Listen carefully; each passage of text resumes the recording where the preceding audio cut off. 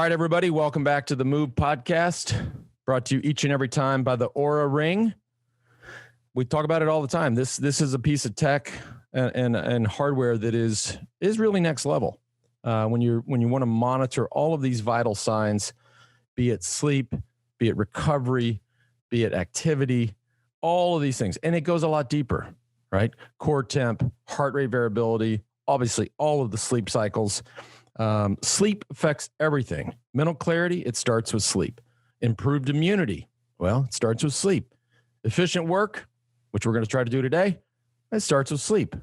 By the way, I didn't get a whole lot of sleep last night. Happy birthday to Anna Hansen. Happy 40th birthday today. She kept me up.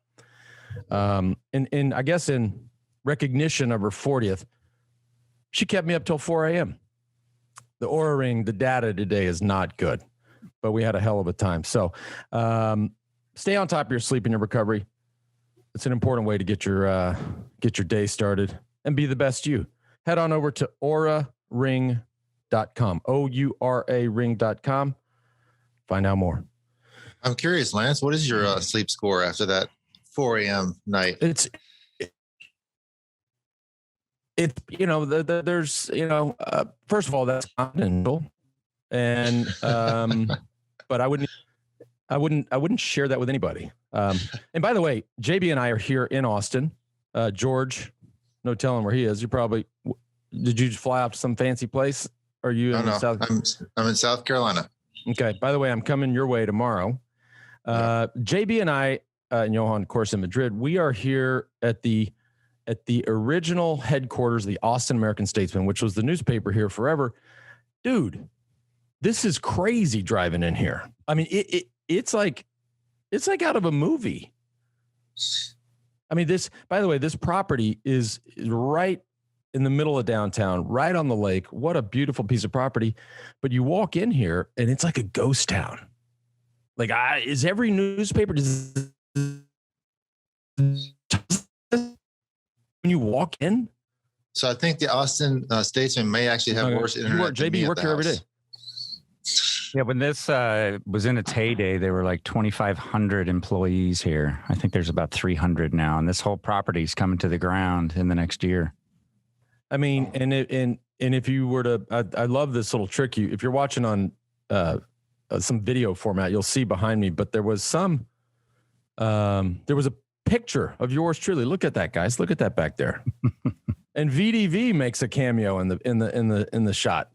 That was hanging up in the Austin American. There's nothing hanging up here. I appreciate them leaving that thing up. Do me a favor before they tear it down. Can you take it? Yeah. Okay, yeah. Good. Yeah. You can hang it up in your house. So that's 99. That's 1999. Pretty wild. Nice. Yep. We are talking about, this is our Tour of Italy week 2 recap. Lots to talk about. We'll get into that in a second. Today's show also brought to you by Roka, another brand we talk about all the time. This is actually based here in this great city of Austin. A bunch of badass athletes started this company.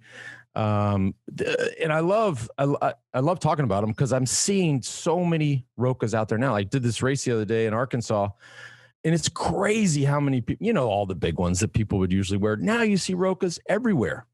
I mean, it's so sick to see. I look at all these people and I think I give ourselves credit.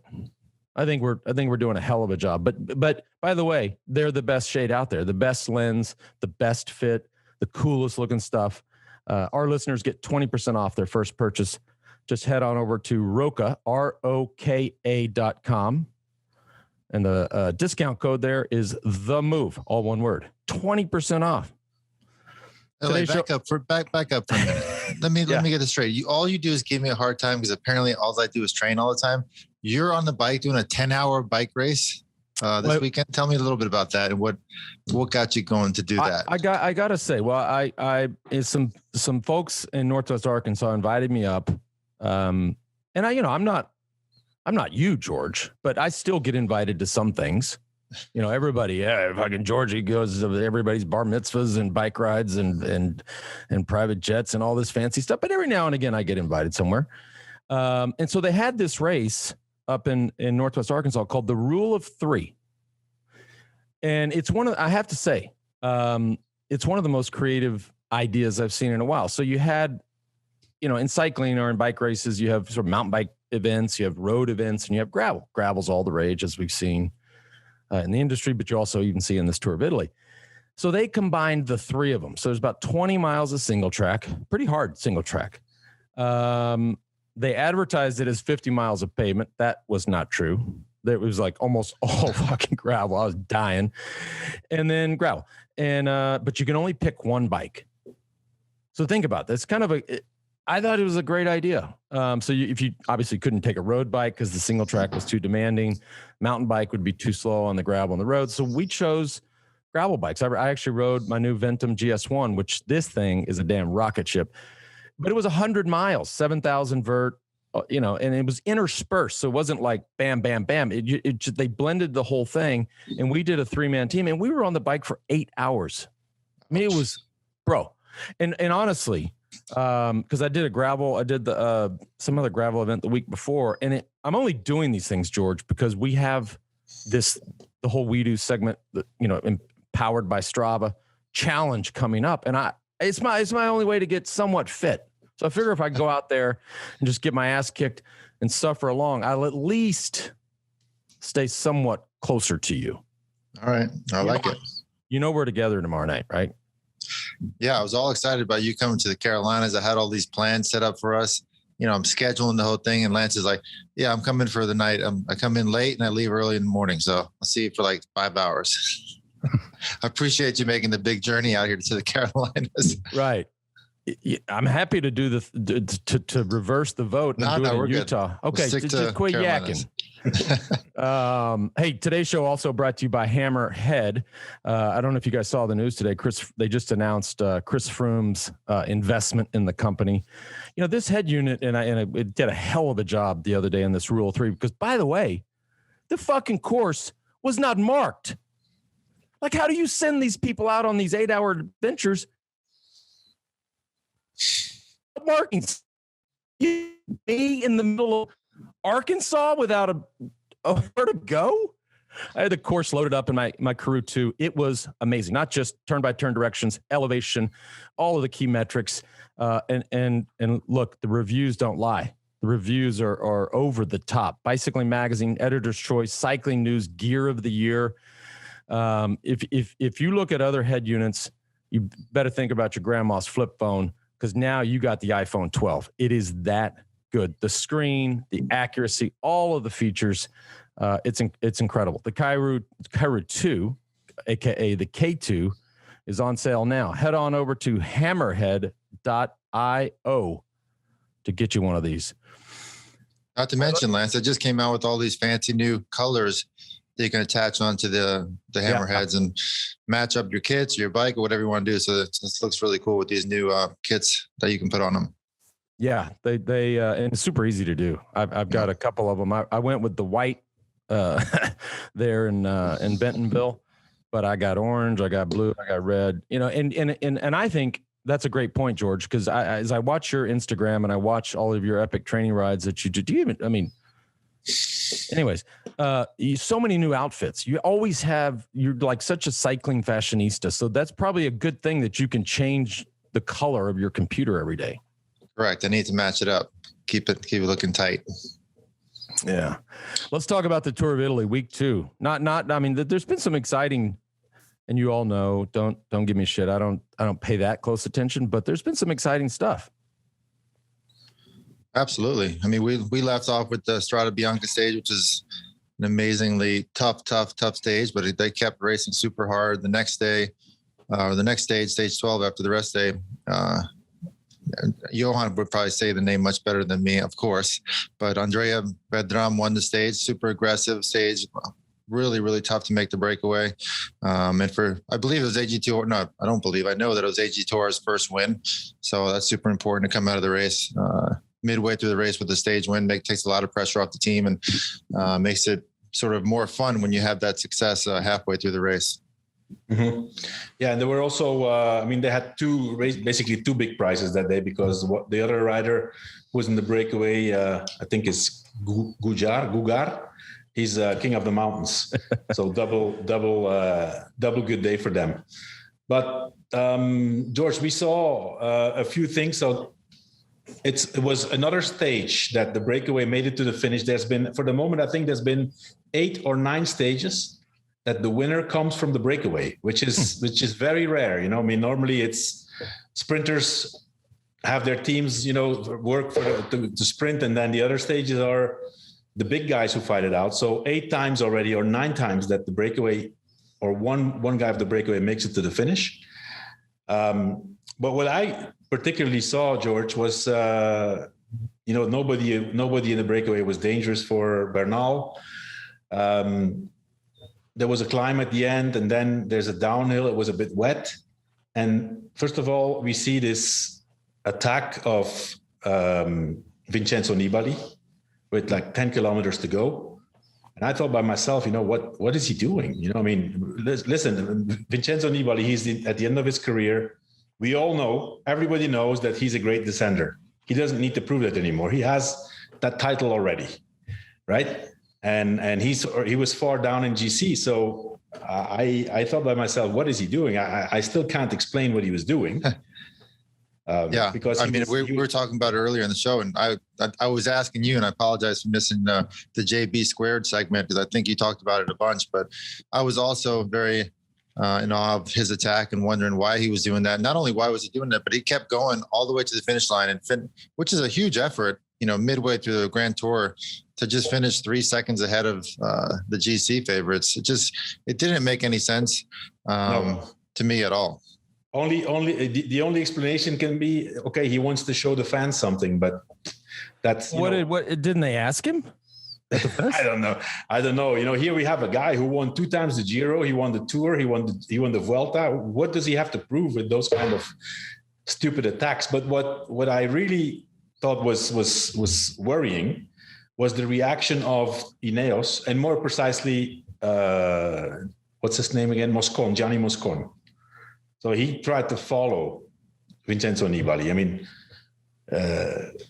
on a downhill, you can say, okay, he's an Italian. He's, hard, tough guy, wants to show, but I don't understand why there's nobody in the car who says, please let Nibali go.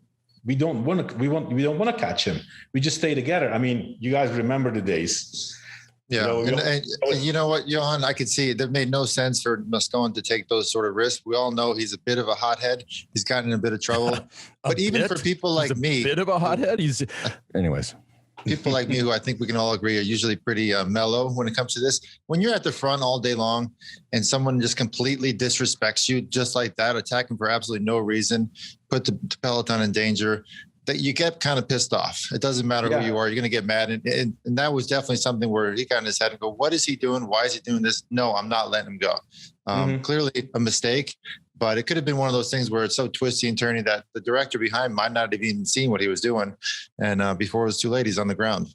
Nowadays they see stuff like that. Even, back in the days, there was problems with TV reception, but nowadays, it's all on their mobile phones. They see it all the time. So, even if you hear, okay, attack of Nibali, the first reaction of the team director has to be, okay, guys, don't worry. Just stay together, calm, go down. Well, nothing happens. That was one of the biggest things with you guys. You guys you and Lance would always get on the radio. Why are you going so fast down these hills? You'd always yell at me. Only in the rain. That. Oh, I can go downhill.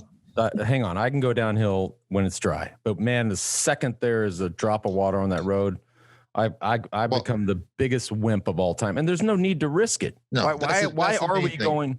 You can go downhill very fast when you have to in the rain or the dry. You could at least back then, but like you said, there was no reason to. So you guys would always remind us, like, why are you going so fast down this hill? We don't need to make it a 9-minute gap as opposed to 10 minutes. It doesn't matter. So there's no reason to take these risks. Oh, were there times, George, that you actually wanted to catch the breakaway? Are there times like that? Okay. Well, sometimes I just wanted to have a little fun on the downhills, and you guys would get mad at me. Just when it's dry, let's go, but not when it's wet. No, but in this case here, Moscon, obviously, he put the whole team in danger. No, he crashed on the downhill by trying to follow Nibali. He could have taken the whole team down, which would have been a disaster. And everybody stayed upright except him, but he could have been really injured and be out of the race. So that's something that, I don't know. I don't know who's in the car there with the Ineos, but they should immediately say, you know what, don't worry. We need to think about the team, not about Nibali. They should say rustic. That's been a recurring theme, and Johan and I spent a lot of time on it. Maybe you guys can elaborate it, Lance and George, is the unnecessary risks. Johan all week was like, why are they doing this? Why are they doing that? It's like the communication isn't as tight as it maybe was with you guys as a team. You just see them doing random things. You know what is also, I spoke to some team managers, and what they say is, this is a different generation. Right. It's not anymore, this guy says this and I do it. They have their own opinion. They stand up for themselves. These young guys are very difficult to manage. It's not because you've been a great cyclist in the past that they're automatically going to accept whatever you say. That's not the case anymore. So it sounds like the pro peloton is maybe going through a Heat2 moment here, era. This is the era of Heat2 in professional men's cycling. They're just Absolutely. like, no. Oh. And I wonder, who is the director there at Ineos? Like, who's driving the car one? I think it's what's his name again? He was on Quickstep before. It's an Italian guy. Yeah, anyway. But then it doesn't matter. But because when we've talked about the tragic loss of Nicolas Portal, I mean, you have a guy, and he was well respected. I mean, this was a big a blow for that team, obviously professionally, but just personally. The riders really liked him and seemed to really, really respect him. So you look at this and you think, who is sitting in that car? Obviously, he had authority. He was old school. He was, he learned the ropes in Banesto and Caisse d'Epargne and stuff like that. So definitely was very calm. This is not the case right now, but anyway, luckily nothing happened and Moscon could get up and finish the race.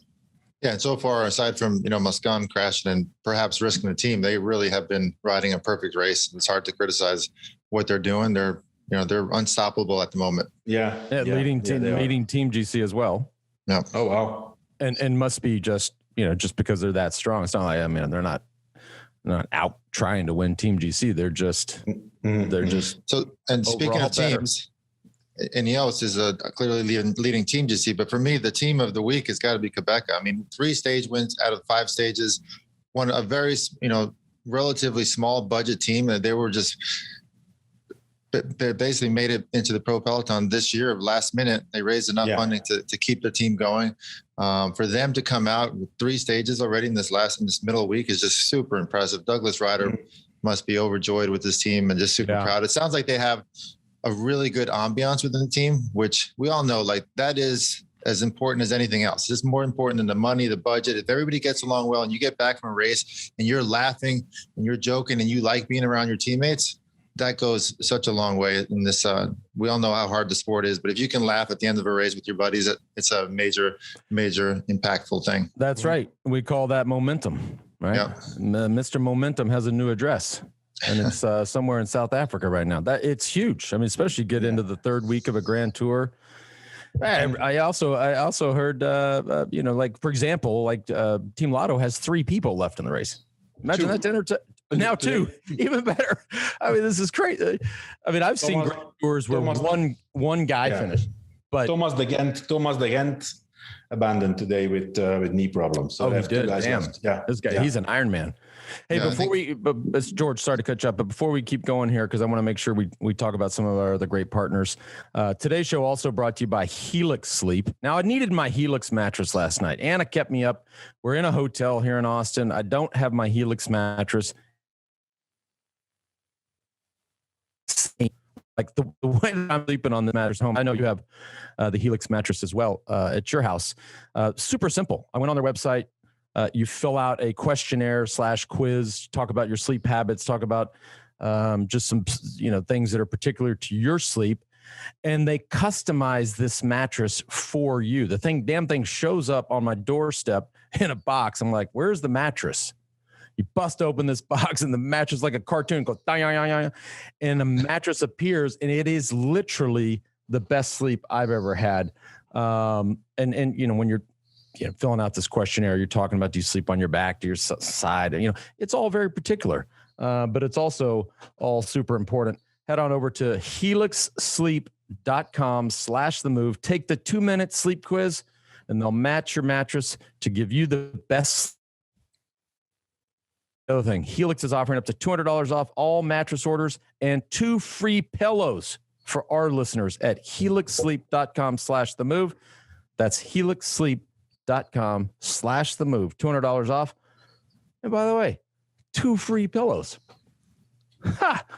Today's show also brought to you by LMNT. And we were talking about this damn race I did the other day. I mean, it's hard to fuel for 8 hours. Like, I don't even, by the way, for the record, George, I know you're giving me shit. I do not know the last time I was on a bicycle for 8 hours. It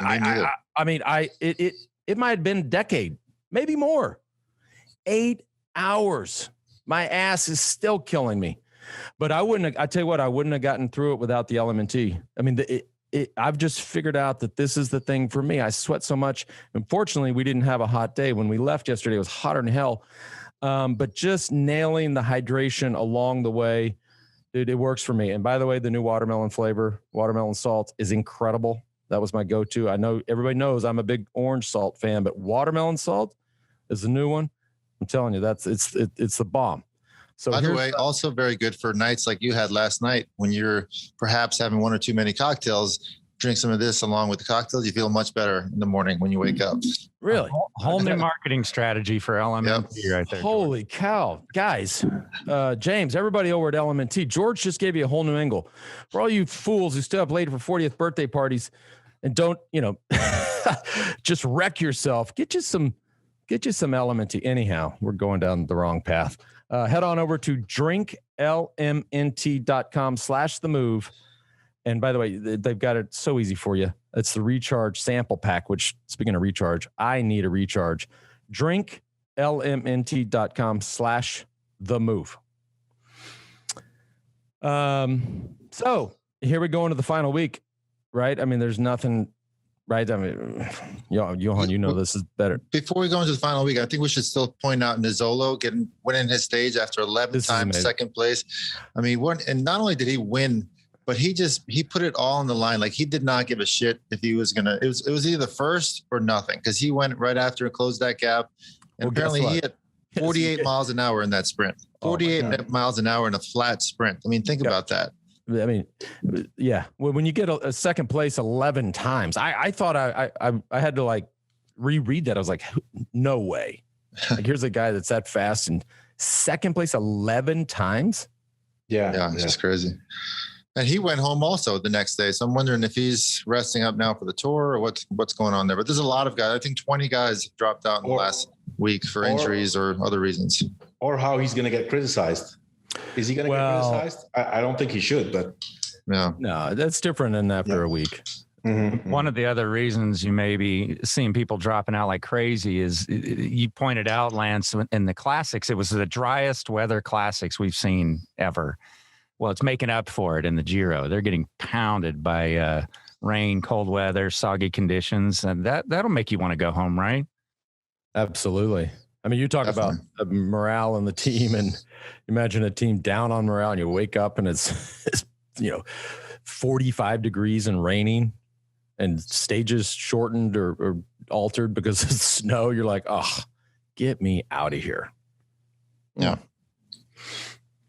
Yeah. Then after the Nizzolo, when they had the Zoncolan, which is an epic, mountain for any cyclist out there, and to see, I know, Lance, you were particularly very excited about watching Contador's team win, but very impressive. First stage win for this kid, young kid, small team, which one thing, Johan, you pointed out, 8 to 9 stage wins by breakaways. But not only that, I mean, it's been, so to speak, the smaller teams, Quebec, Wanty, Albacini, Aola, these guys are actually making it. They're, usually it's the World Tour teams, the big budget teams, they're dominating the stages. This year we have 4 or 5 of the smaller teams getting their stage wins, which I think is awesome to see. But this is what happens, George. Sorry, Johan, just right quick. So this is, they let and if you think back when they made the team selection, obviously there's most of the teams are guaranteed, and then they have some sort of lottery, just free picks.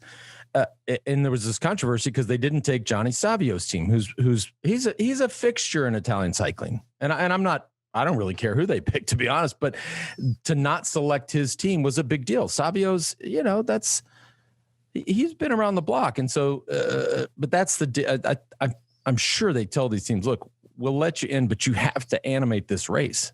Like that's. Yes. Yeah. No, absolutely. They're not going to let them just sit in the pack and be Phil. And speaking of animated, this video that Consador put up of himself, like I had to take like some Alka-Seltzer. It was so lame. Oh, anyway. I was kind of excited. All these small teams who have been invited, they've been in all the breakaways. That's their mission. Even Savio's team, they haven't won a stage yet, but they're in all the breakaways. Eolo Cometa, they have been in every single breakaway. This guy, this young kid Fortunato was incredibly strong actually on the Zoncolan, because there was some really good guys. There was Mollema, there was George Bennett, there was another guy. There were at least 3 guys you say, okay, these are good climbers. One of those 3 is going to win the stage, and they didn't have a chance. Yeah, the guy was really strong. It's not like they started the last climb with 10 minutes. I think they had 4 minutes at the bottom. And for him to be able to not only drop his breakaway companion, stay ahead of George Bennett and Mollema, and also stay ahead of Bernal, who apparently rode the fastest ever up the Zocolan. Incredible ride by him. Yeah, it was. But I think there, we really started to see behind the breakaway with the attack of, first of all, we saw Simon Yates coming out of hiding on the Zoncolan. So I thought, this is the beginning of Simon Yates's Giro. Today it didn't went so good for him, but Bernal, man, he was just, one acceleration, he was on the wheel, looked comfortable, and then at the end just put the hammer down. And I think from there on, it was clear that he's going to win this Giro. There's only an accident that can keep him from not winning, I think. But yeah, what a comeback for Bernal, after the difficult year last year, and a lot of people starting to doubt about him, is he really that good as we all thought? Is he professional enough? Is he on the right track? Well, he is, and he's going to win this Giro with a comfortable margin. I think. Still, yeah. I'm looking at the race book here. You have 3 of the last 5 days uphill finish. I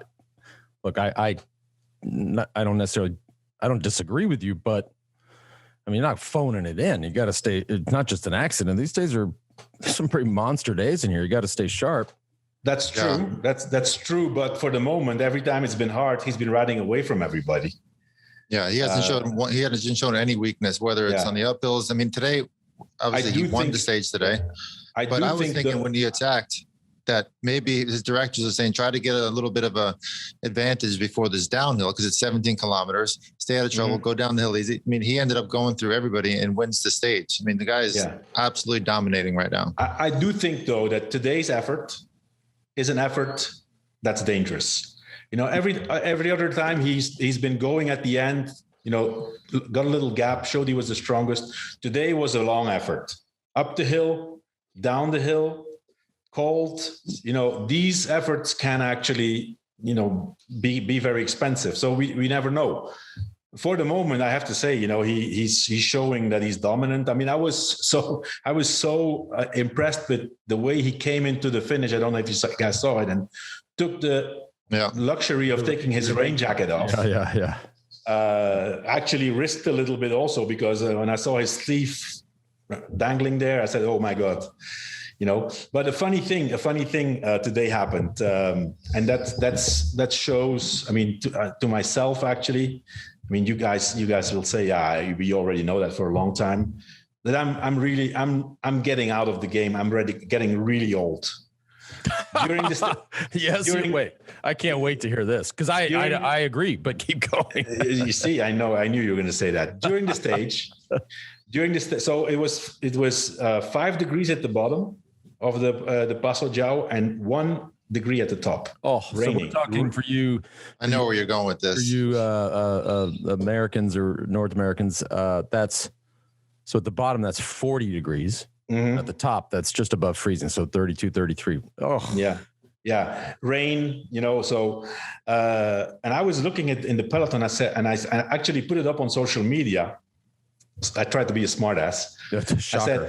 I said, I hope I'm wrong, but I cannot understand how a guy like Egan Bernal is riding shorts in his shorts today. Why don't you have knee warmers or leg warmers? Everybody, almost everybody else was. So anyway, I put that up.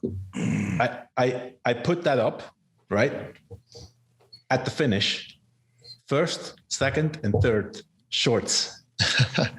Well, not only that, Johan, these guys are all obsessed with weight. I mean, the Bernal had disc or regular brake bike today, I believe. No, they had disc or regular brake. Bernal has all year long regular brake. Okay, Ineos is not using disc brakes. But my point is everybody, of course, is obsessed with weight. So perhaps he was a bit more focused on how much a wet pair of leg warmers would weigh midway through a stage as opposed to just having cold legs. But I agree. I mean, that's a tough call there especially when it's that cold. Mm.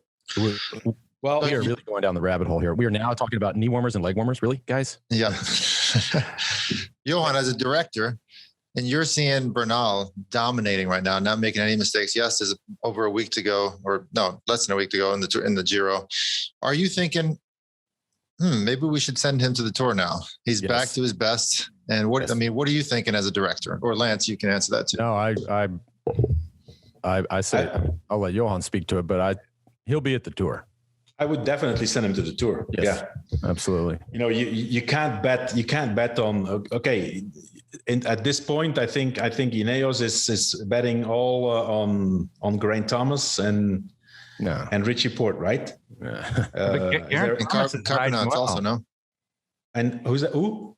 Carapaz. Oh yeah, there's Carapaz. Yeah.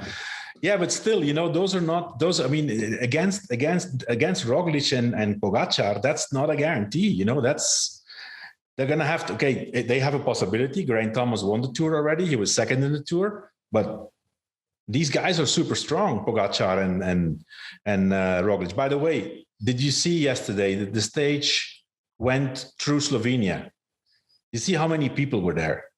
Yep. It was crazy, and Pogačar and Roglic are not even at the race.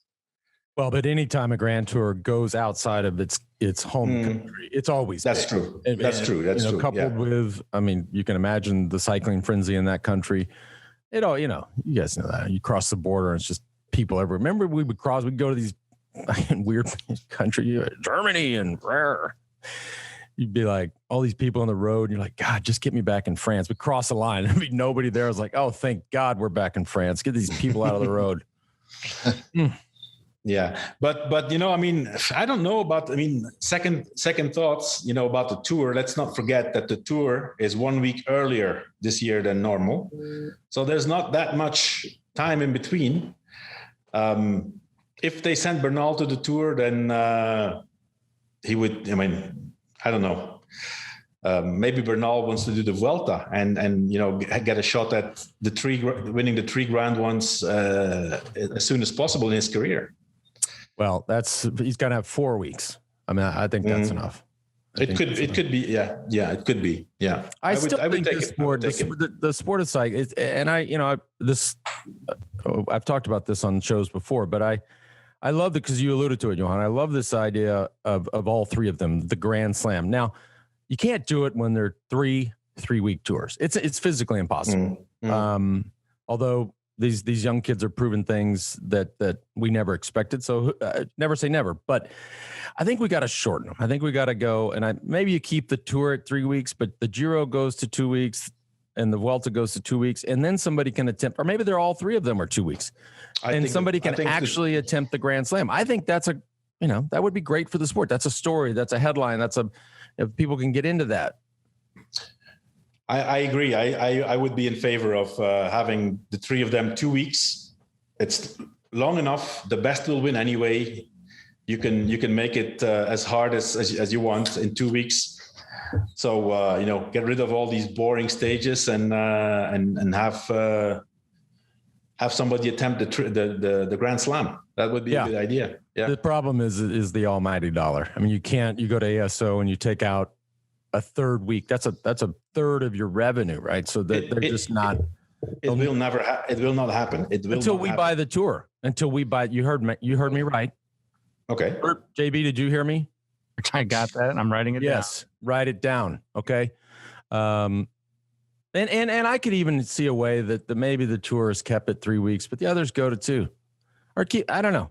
But until I buy the tour, which isn't happening anytime soon. And by the way, it wouldn't be me buying the tour; it would be me finding the money to buy the tour. Anyways, I think it just changes the whole sport. I think it'd be amazing. Yeah, a lot of things. I'm glad y'all, George. Try not to be so excited. A lot of things can change. There's a lot of ways to make it more dynamic. More explosive. Of course, if you have 3 weeks and you have to go from A to B, then it's automatically there's going to be some boring stages. So we need to find a way to eliminate those. Where did George? Did we lose George? He just got sick of us. I mean, we were talking about exciting shit like buying the sport, and he just gets off. That's how nice he is. He's like, no, this is too rogue. This is too cavalier. He's scared to be associated with that idea. He just got off. He's fresh in his hair and makeup. It was my a long show. God. And by the way, let me just. Now he's texting us. I don't. So Lance. One thing. What? One thing. Once, always a. This is George. He's trying to get back in, but hang on a second, and because I got to get off here in a second to do something. But we just get a text from our girl Tiffany Cook. It says, "This is amazing. I'm fucking flying over there to do this." And the people spoke. She says, "Heads up, guys. The film did a scout ride on the segment today. Majority of it is gravel or dirt." Now, what? You just got your warm up for it, so that's good. That's amazing. Now, it looks like we lost George. Anything else we got to... let's tackle a quick... I know you got to wrap this up. Let's tackle a quick question directed at you, Lance. Okay. Did Lance ever consider to go for the 3 big Grand Tours, Giro, Tour, Vuelta in the old days? Why or why not? Or why did you not choose to do that? Absolutely not. Never. Never even crossed my mind. I didn't care. The way it... As you American fans know, I mean, that's really the, and not to diminish the Tour of Spain, there is a pecking order here, right? The Tour is the biggest, the Giro is second, and Vuelta's third. But here in the States, I mean, the only bike race people know is the Tour de France. So I'm like, why would I? It was all that mattered to the sponsors. It was all that, for that matter, mattered to me. No. Never even. I did do some editions of those other ones, but the Tour was in this country. That's all. People just know the yellow jersey. That's it. Yeah, that's true. If you think back at that time, that was the only one we got any coverage on in America. Yeah. And the Tour of Italy is not getting, outside of watching it on some of these outlets. There's no coverage here. Mm-hmm. In fact, I have today's edition of the Austin American Statesman, so I should maybe open it up, see if they even have the results. Anyways. One more quick question, and we'll wrap it up for today. Have you boys ever seen or been involved in an incident like the Bike Exchange Quick Step crash? That's where a team car ran up the back of a rider. I don't know if you guys saw that last week. Yeah, we did. I did. An incident. You've seen it or involved with one? No, I've seen it. I've seen it. Yeah. No, I've never run over a rider. I mean, one time, one time I actually, it was a very important stage of the Tour de France. Was the stage to Courchevel. I accidentally hit one of my own riders, and the guy went down. It was Popovic. He was in the white jersey in 2005, and he turned out to afterwards do a great lead out, I think, on Courchevel, no, Lance? Mm-hmm.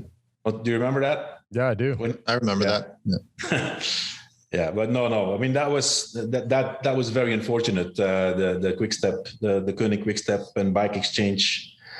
Well, and you had it with what was the guy that Johnny Hogeland got pushed into? Johnny Hogeland. Similar got pushed into the barbed wire. That was from a commissaire. Yeah. No, it was a hospitality car coming through, I thought. Oh, was it? Okay. Yeah. Anyways, hey, I mean, there's anything can happen. They throw it at you, man. It's cycling. Oops, sorry about that. All right, I got a boogie. By the way, I looked in just to the reader's question there. I looked in the sports section of the Statesman today. There's not even the results in there. So, wow. Yeah. Right. Yeah. Well, Johan and I will be back midweek to check in on the Giro, and then are we expected to be listening to these? I think, or George, I feel like they're mad at us because we're not reviewing. No, we're not. We don't care. We get 5-star reviews from everybody. We don't. Of course you do. And Johan used to be he used to be the best kept secret in this whole podcast cycling game, and now the secret's out, bro. Of course you get 5-star reviews. The only I feel bad for you guys, like George, for example. You just got put on the spot, that you didn't listen to what we were talking about, and people listen to us, Yeah. And all 4 of us will be back next week to wrap up all of the Giro coverage. Okay, guys. Thanks for tuning in. We'll talk to you, I guess. And it's going to be like I said, 3 out of the last 5 days, uphill finishes. Mm-hmm. Got a time trial in Milan. Everything can change. Everything can change. All right. See you guys. All right, guys. Thank you. Okay. Thanks. Bye.